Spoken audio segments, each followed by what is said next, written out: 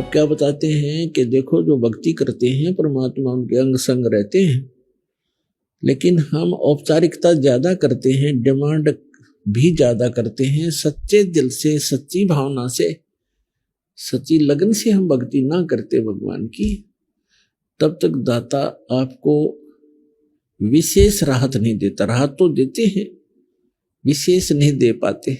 जैसे एक नामदेव नाम के महापुरुष थे और छिपा जाति में थे। वो छिपा जाति, छिपी जाति, इसको दर्जी, और पूर्व संस्कार थे, बहुत अच्छे पुण्यात्मा थे। पुण्यात्मा ही भक्ति के लिए भटकते रहते हैं, कोई न कोई साधना वो करते ही रहते हैं। अपने आत्माओं जैसे नामदेव जी के माता पिता विट्ठल भगवान के पुजारी थे और पत्थर की मूर्ति बना रखी थी। जैसा भी कर्मकांड उनको बताया था वो एक औपचारिकता प्रतिदिन किया करते थे नियमित, कि प्रतिदिन सबसे पहले दूध निकाल कर गायों का भगवान विट्ठल की मूर्ति के सामने रखते थे, पर्दा लगा देते थे, और कुछ देर के बाद उसको उठा करके अपने सारे दूध में मिला करके अन्य भोजन में प्रसाद बनाकर वो खा लेते थे। एक दिन माता पिता को किसी कामवश एक हफ्ते के लिए बाहर जाना पड़ गया। नामदेव बालक ही था, 10-12 वर्ष का लड़का था।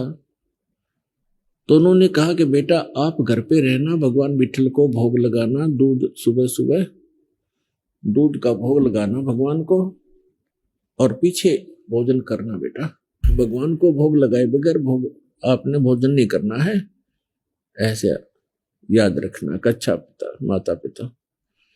माता पिता चले गए। सुबह नहा स्नान करके नामदेव जी ने कटोरा दूध का भर के भगवान विट्ठल की मूर्ति, पत्थर की मूर्ति के सामने रख दिया और करबद्ध खड़े हो गए कि भगवान विट्ठल भगवान भोग लगाओ, विट्ठल भगवान भोग लगाओ। अब उसको पूरे प्रोसेस का पता नहीं था कि कुछ देर में उठा करके माता पिता डाल लेते हैं अपने अन्य भोजन में।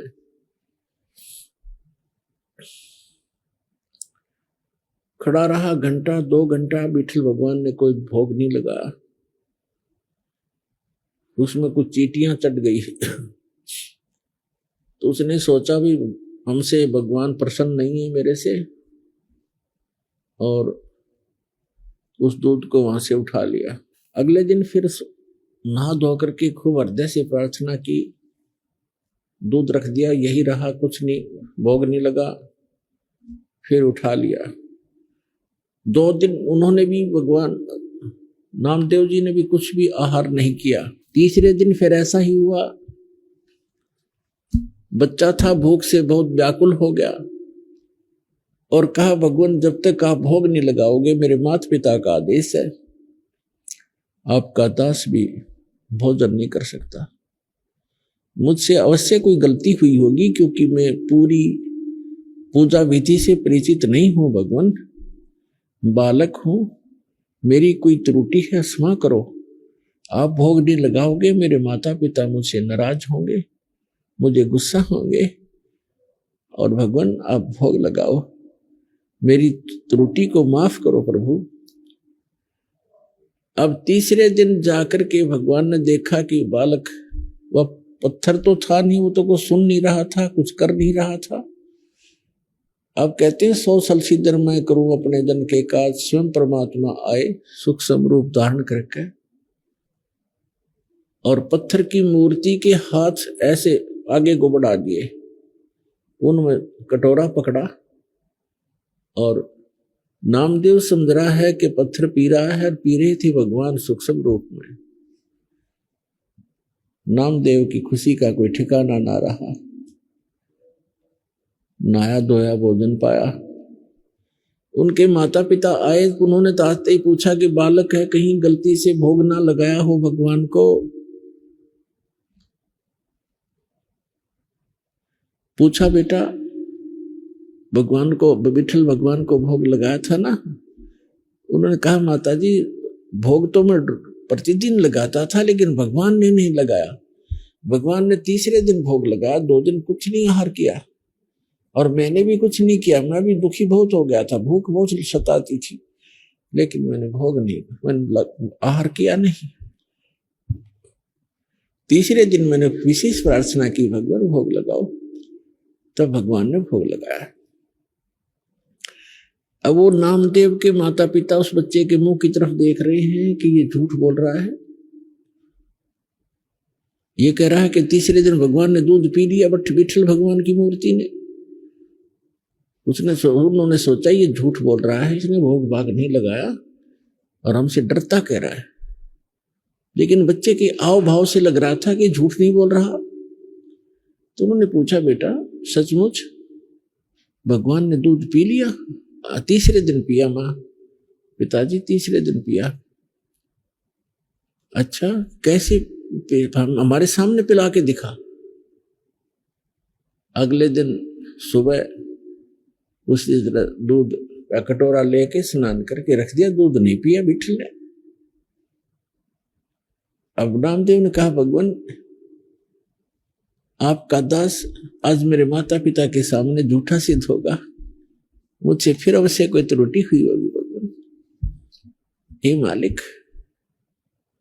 आप तो दयालु हो, भोग लगाओ प्रभु। उसी समय माता पिता के सामने मूर्ति के हाथ बड़े बड़े हुए, ऐसे जैसे आम हाथ होते ऐसे बन गए, और कटोरा पकड़ा और ऐसे दूध पी लिया।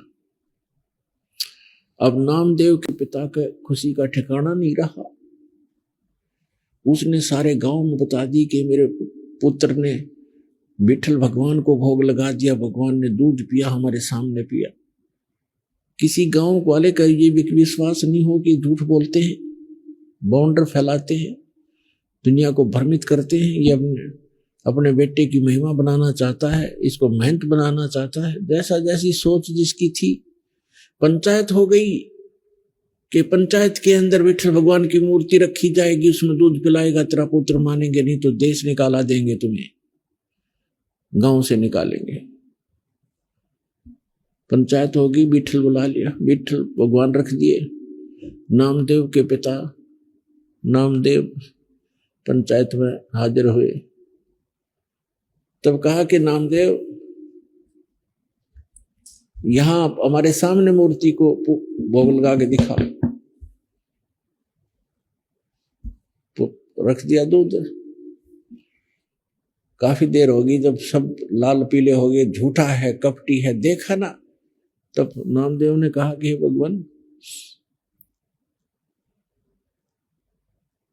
मुझ दास के कारण मेरे माता पिता दुखी हो गए, इनको देश निकाला मिलेगा, आपके भगत थे, हे दाता भोग लगाओ। उसी समय उन सबके सामने ऐसे हाथ निकले मूर्ति से और गट गट दूध पी लिया उस परम पिता ने। बोलो सतगुरुदेव की।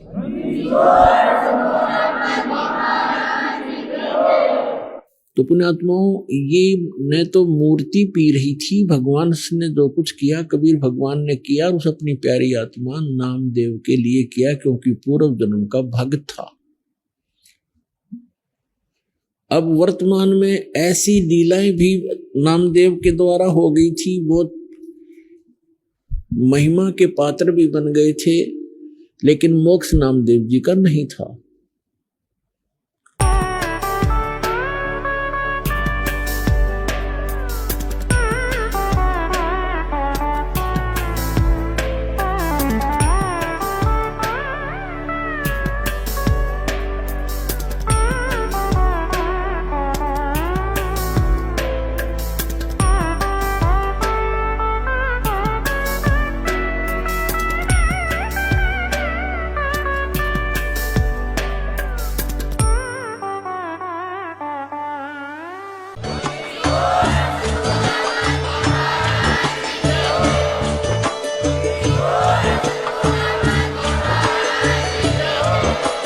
आप सुन रहे थे जगत गुरु तत्वदर्शी संत रामपाल जी महाराज जी के मंगल प्रवचन। अधिक जानकारी के लिए विजिट कीजिए हमारी वेबसाइट www.jagatgururampalji.org।